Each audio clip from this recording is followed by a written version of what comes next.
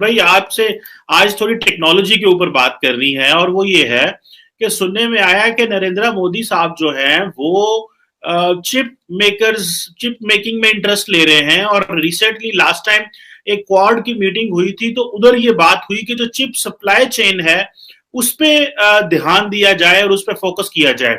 और इंडिया जो है वो तक सुनने में आया है कि इंडिया ने बेसिकली रेड कार्पेट जो है वो डाल दिया है कि ग्लोबल चिप मेकर्स को, और कह दिया जनाब कि हम आपको $10 बिलियन के इंसेंटिव देंगे ताकि कंट्री की जो हाईटेक प्रोडक्शन हब बनाया जाए।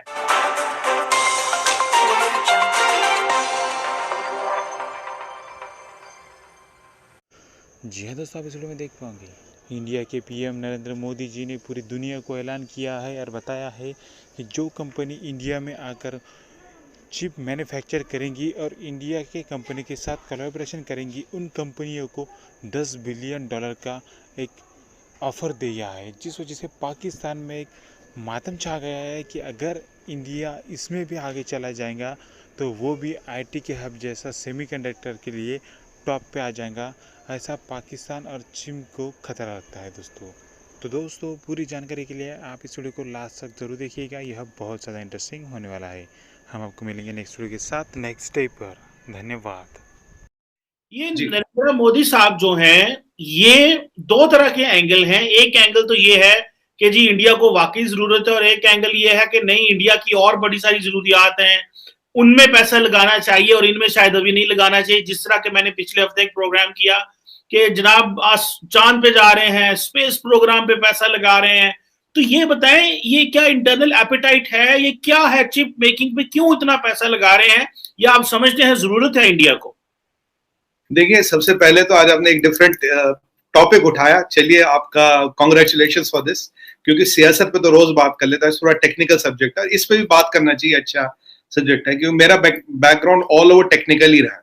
तो अब इस पे बात करते हैं। देखिए चीमा साहब, अभी क्या है कि दुनिया में जो भी कंपोनेंट बनता है इलेक्ट्रॉनिक्स, तो उसमें चिप या प्रोसेसर, जिसे हम कॉमन लैंग्वेज में कहते हैं चिपसेट, जैसे कहते हैं इंटेल प्रोसेसर 7, इंटेल पेंटियम, ये सब नाम रहे प्रोसेसर्स के।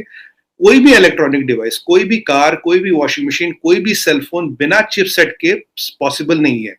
मतलब ये वो वाला, अगर मैं सिंपल समझूं अपने दर्शकों को, अपने व्यूअर्स को, अगर गाड़ी तो आपने बना ली, इंजन कहीं और से ले रहे हो। अभी अगर आप देखेंगे, सबसे बड़ा इलेक्ट्रॉनिक्स जो अभी दुनिया में एक्सपोर्ट हो रहा है वो चाइना से हो रहा है। उनका फ्लैगशिप इंडस्ट्री है। पर अगर आप चाइना के अंदर देखें, जैसे मोबाइल फोन, उनका नंबर 1 एक्सपोर्ट आइटम है इलेक्ट्रॉनिक्स में भी वर्ल्ड ओवर।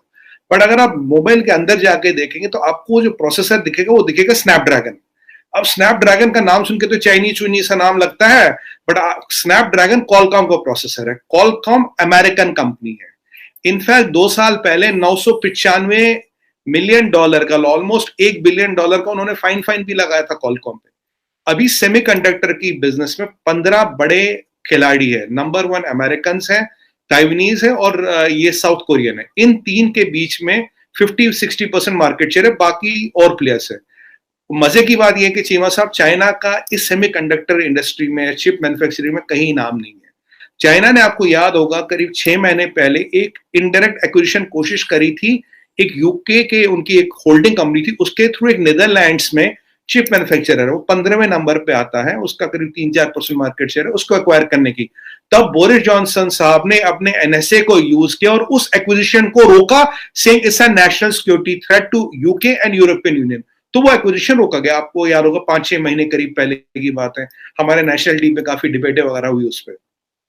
अब आते हैं इंडिया की बात करते हैं। देखिए, अगर आजकल आपको इलेक्ट्रॉनिक्स में आत्मनिर्भर होना, इंडिपेंडेंट होना या सेल्फ डिपेंडेंट होना है, तो आपको ये चिप आपके पास अपनी बननी चाहिए। अभी जो चाइना से जो हमारा एक्सपोर्ट है, करीब $50 बिलियन का अभी ट्रेड डेफिसिट है चीमा साहब। $50 billion is a big money. उसका 30% इलेक्ट्रॉनिक्स जो हम चाइना से इंपोर्ट करते हैं, मोबाइल फोन, छोटे मोटे ये पैनल्स, ये वो।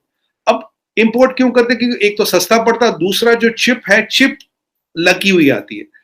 बाकी टेक्नोलॉजी सारी हमारे पास है, सब कुछ है, बट अभी चिप मैन्युफैक्चरिंग इंडिया में नहीं होती है।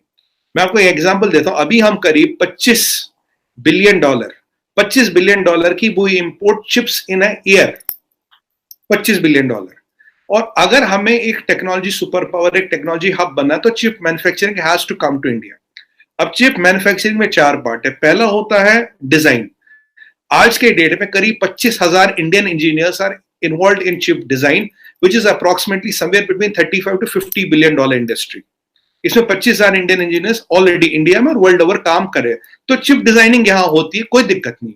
तो ये तो अपने डिजाइन बना लिया। दूसरा पार्ट आता है चिप मैन्युफैक्चरिंग का। चिप मैन्युफैक्चरिंग की यहां कोई बहुत बड़ी फैसिलिटी नहीं, उसके मैं क्या कारण है क्या नहीं उस पर आपको समझाता हूं। तो जो चिप मैन्युफैक्चरिंग है, ये 3 बड़े प्लेयर है, इंटेल, एक है TSM ताइवान का, और एक है सैमसंग। इन 3 के पास करीब करीब $188 बिलियन का मार्केट है, सिर्फ 3 कंपनियों के पास। $188 billion, is around 60% 70% of the market share. बाकी 12 प्लेयर बैलेंस 30-40% मार्केट शेयर में खरीदते हैं, खेलते हैं, जिनमें कॉलकॉम है और भी काफी सारे चिप मैन्युफैक्चरर्स हैं।